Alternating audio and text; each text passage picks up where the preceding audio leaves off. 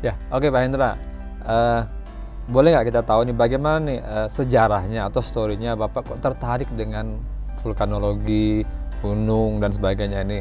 Apakah memang dari kecil punya interest atau cita-cita yang begitu, Pak? Ya kalau gunung sih saya seneng lah naik gunung ya. Hanya masalah ilmunya nggak kepikiran sih ilmunya.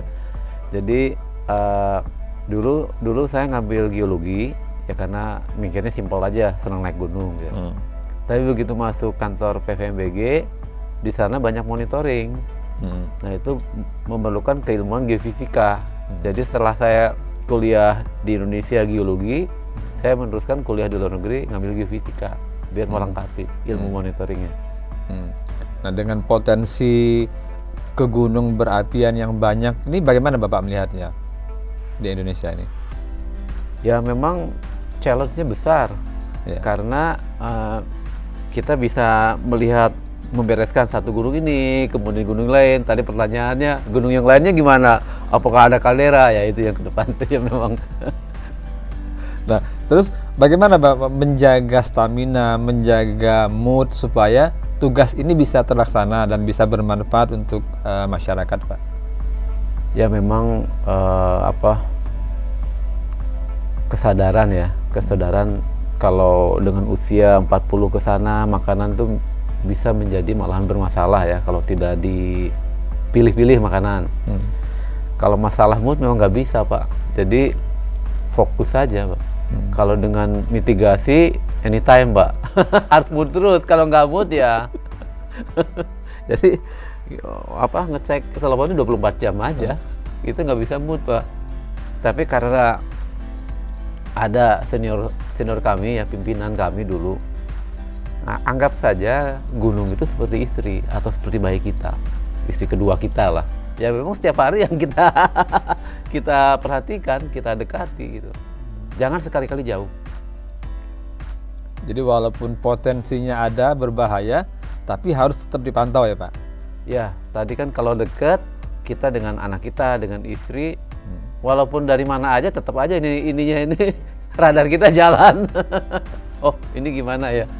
Sehingga bukan masalah mood sih. Kalau kita sama istri sama anak kan ya memang bagian dari hidup kita lah. Kalau Bapak sendiri untuk menjaga kebugaran apa yang dilakukan Pak?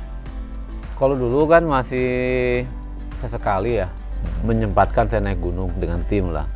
Kalau sekarang jalan depan rumah aja, jalan kaki. Karena ngajak anak saya gitu biar dia senang olahraga. Jadi saya juga ikutan aja jalan kaki ya di Dago gitu kan ke tebing keraton. Terakhir naik gunung ke gunung apa Pak? Wah udah lama ya, ke gunung mana ya? Kayaknya Gunung Sinabung. Di Sumatera Utara ya Pak? Iya, Gunung Sinabung tahun 2015-an lah. Sampai ke puncaknya saya. Tapi kan gunung kecil ya. Jadi selama ini kalau yang dipantau yang terakhir kan Semeru Pak ya, sampai radius berapa yang Bapak dekati? Sampai radius 9 kilo. Karena memang posnya di sana. Ya itu udah dekat gunung. Dekat awan panas ya. Jadi kemarin pas kejadian tanggal 4 Desember, ada staf kita di sana, ibu-ibu sampai nge-WA takut karena saking deketnya awan panas itu di pos itu udah bergulung-gulung saja. Padahal tinggal 1,5 kilometer lagi sih, udah deket. Tapi kan abunya tinggi. Nah, kalau Bapak sendiri pernah mengalami kejadian apa yang tak terlupakan dalam penanganan gunung erupsi ini Pak? Yang Lokon tadi, yang Lokon. Jadi sesudah naik awas, ternyata memang krisis kan. Kita rapat koordinasi dengan Kapolda, dengan wali kota, ya. Karena tiap 6 jam kita rapat. Nah, jam 10 malam ini belum meletus di gunung, tapi udah krisis terus. Kita dipanggil lagi jam 9 malam rapat lagi di wali kota. Gimana? Masih krisis. Nah, belum selesai rapat udah meletus gunungnya. Nah, gunungnya meletus.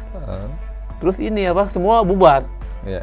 Karena suaranya kan menggetarkan ini jendela semua. Semua panik, ada Ibu Kapolres juga itu.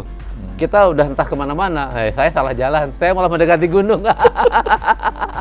Ternyata kalau kita di suatu lokasi harus tahu daerah evakuasi itu kemana. Jadi yang penting saya keluar tapi malahan mendekati gunung. Itu yang tidak terlupakan Pak ya?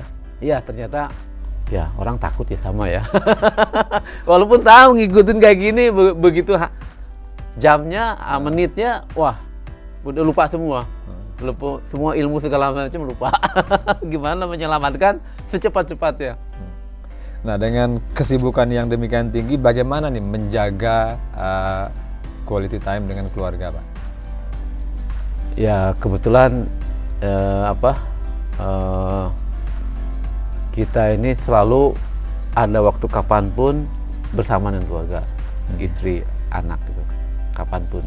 Karena belum tentu saya bisa terus. Jadi selalu saya ajak, ayo kemana. Karena setelah itu misalkan bareng berapa hari, saya udah gitu pergi seminggu. Jadi kita ngambil kesempatan itu maksimalkan. Kalau enggak ya, kalau di jadwal begini nggak dapat. Untuk komunikasi dengan keluarga terus ya Pak ya? Iya. Terakhir, karena itu mendorong saya lebih bersemangat sih. Saya ada istri, ada anak gitu. Jadi nggak merasa sendiri lah. Iya, oke. Nah, terakhir nih apa nih saran Bapak, himbauan Bapak untuk generasi muda agar juga mau mengikuti jejak Bapak untuk menjadi pakar ke gunung berapian ini, Pak? Ya, kalau pengalaman saya ya, dalam menimba ilmu itu yang sungguh-sungguh ya, sampai